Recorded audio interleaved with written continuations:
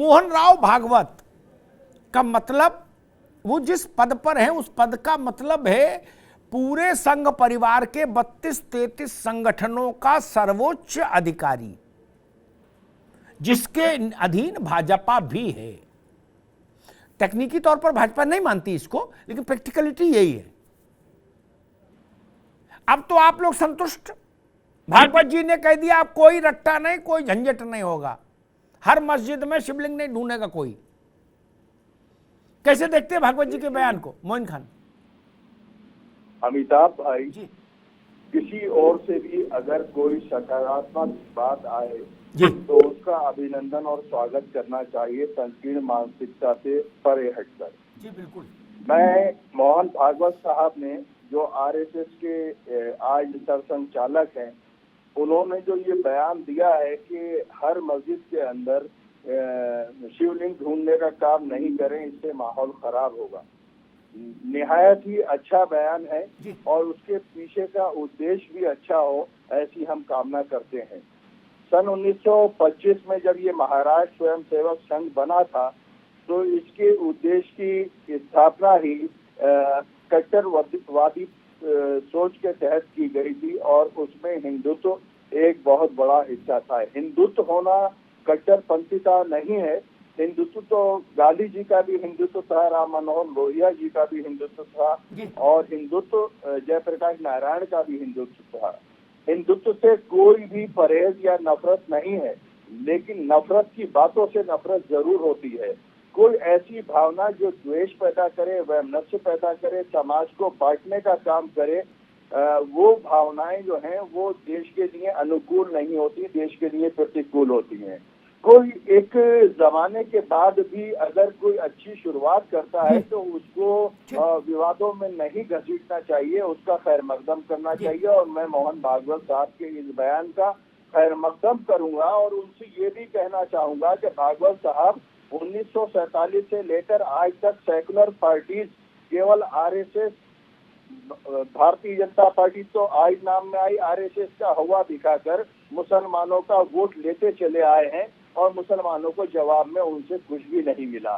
कुछ ऐसा करके दिखाया जा सके कि जिससे कथित सेकुलरिज्म का नारा ही समाप्त हो जाए और सबको बिल्कुल सुरक्षित वातावरण महसूस हो और सब एक दूसरे से मिलकर रहें और पूरा देश एक दूसरे का भाई बन जाए। ऐसा वातावरण अगर भागवत साहब की तरफ से होगा, क्योंकि वो हमारे बड़े भाई हैं, हिंदुस्तान में हिंदू बड़ा भाई की हैसियत में है और मुसलमान छोटे भाई की हैसियत में है। भागवत साहब का इस बयान का यकीनन हर व्यक्ति को स्वागत करना चाहिए कि उन्होंने माहौल अच्छा करने के लिए, कटुता को समाप्त करने के लिए और दोबारा में आएंगे, दूसरी बार में आएंगे। रावत साहब, मोइन खान साहब कह रहे हैं कि भाई मोहन राव भागवत जी का ये बयान इस्तकबाल के लायक है। यही बात आला हजरत दरगाह बरेली से आई, यही बात और जगह से आई। यानी मुस्लिम पक्ष कह रहा है कि सरसंघ चालक ने एक बड़ी लकीर खींची है, बड़ी शुरुआत की है, उसका स्वागत है, उसका खैर मकदम है।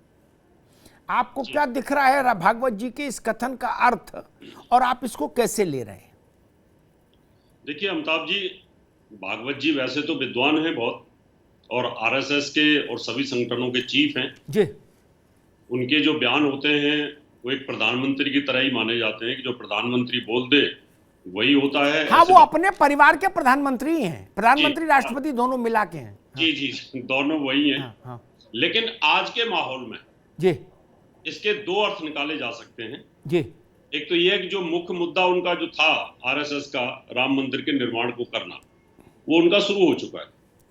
दूसरा जो अयोध्या और मथुरा और काशी जो बाकी था वो भी मुद्दा था, लेकिन आज के हालातों को देखते हुए इसके दो मायने निकाले जा सकते हैं कि पॉलिटिकल तौर पर अगर देखा जाए तो आरएसएस ये दिखाने की कोशिश कर रही है, मोहन भागवत जी का ये बयान दिखाने की कोशिश कर रहा है कि देखिए हमने एक बहुत अच्छा सुशासन दिया है, हिंदू मुसलमान सिख ईसाई सबको बराबर का अधिकार दिया है, सबका अधिकार सबका बराबर को हमने देने की कोशिश की है। मंदिर मुद्दे को लेकर के वो सीरियस नहीं है, ऐसा वो शो करने की कोशिश करते हैं।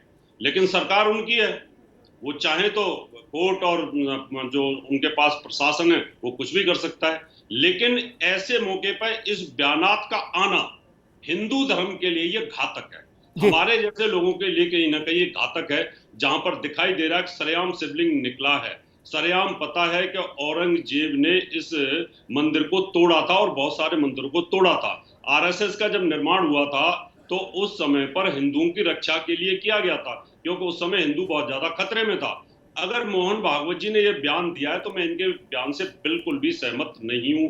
इस तरह का बयानात इस समय पर नहीं आने चाहिए। कम से कम इससे होता क्या है कि मोहन भागवत जी की एक अपनी वैल्यू है और उनको पता है, सभी अफसर लोग एक एक बयान का एनालिसिस करते हैं, इससे प्रशासन पर, इससे जुडिशरी पर इसके नकारात्मक प्रभाव जा सकते हैं कि भाई मोहन भागवत जी अब नहीं चाहते, मस्जिदों में शिवलिंग नहीं देख रहे।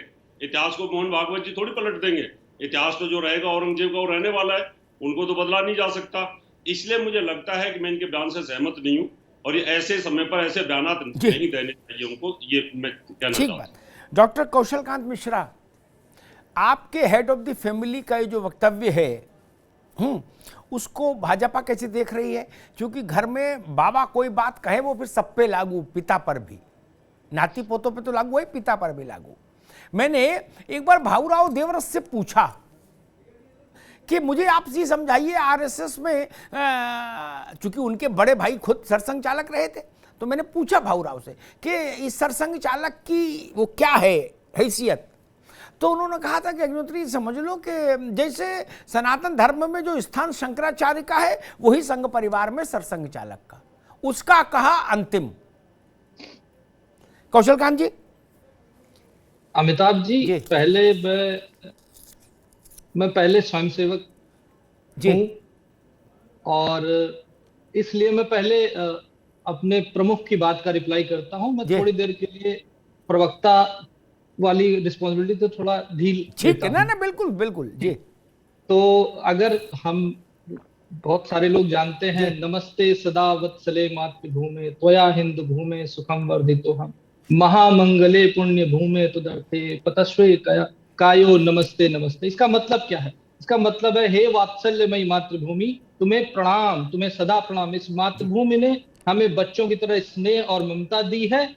इस हिंदू भूमि का सुखपूर्वक मैं बड़ा हुआ हूं।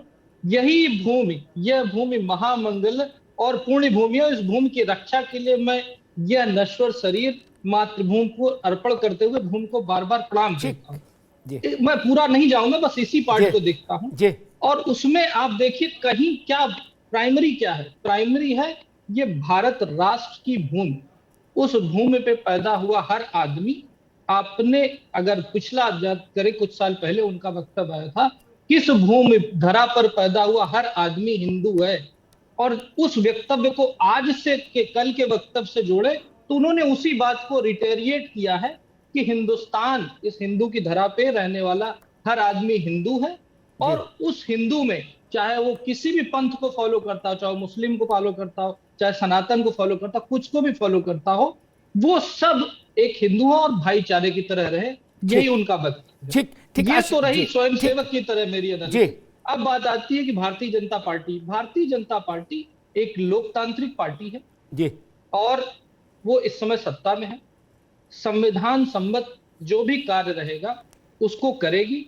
संघ प्रमुख का बयान लार्जर प्रोस्पेक्ट पे देखा जाएगा। भारतीय जनता पार्टी चूंकि एक राजनीतिक दल है, तो उसे समाज के जो पब्लिक है, जो लोग हैं, उनकी भावनाओं को ध्यान में रखते हुए अपने आप को उनकी भावनाओं के तहत समर्पित करना, ये भारतीय जनता पार्टी का पक्ष है। ठीक है, जो जनता की आवाज होगी हम उसको लाने की कोशिश करेंगे। कौशलकांत जी ने बड़े कठिन शब्दों का इस्तेमाल करके बात को बड़ा गोल गोल घुमा दिया।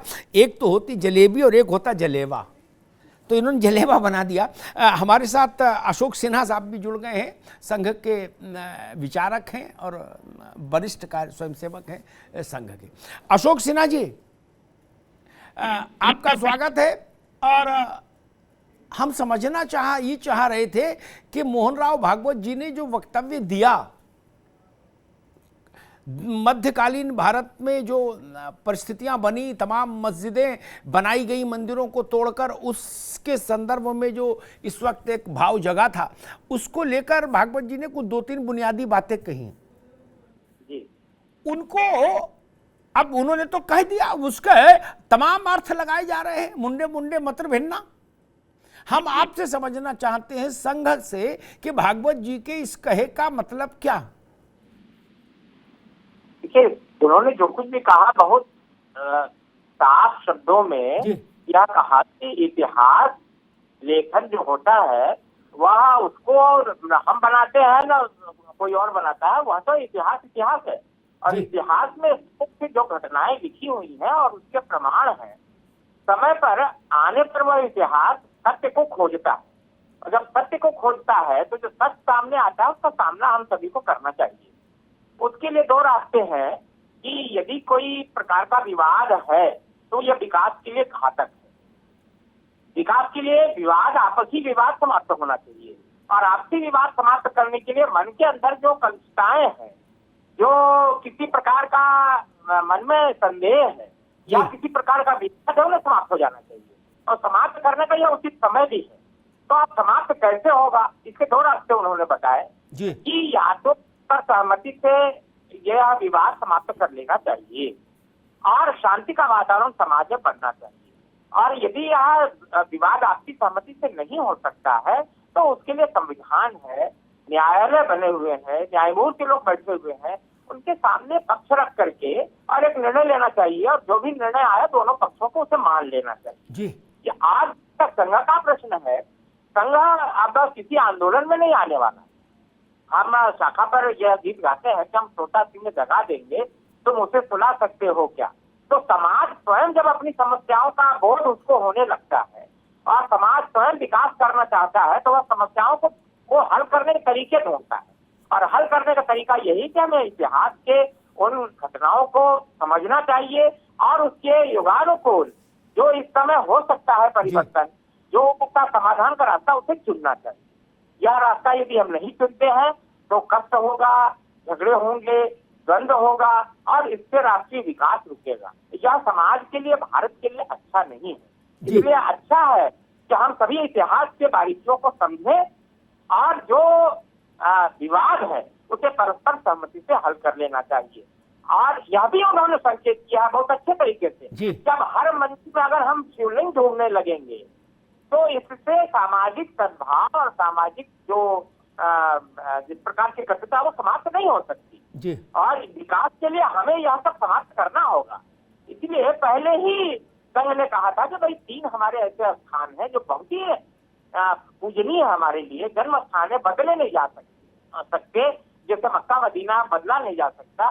तो उन विवादों को परस्पर सहमति से शांत कर ले। उसमें से एक विवाद न्यायालय से शांत हुआ है, तो और विवाद है उसको अगर परस्पर सहमति हो जाए तो अच्छा है, और नहीं तो फिर न्यायालय का सबको मानना चाहिए। यह विचार उन्होंने रखा। जी, ठीक बात।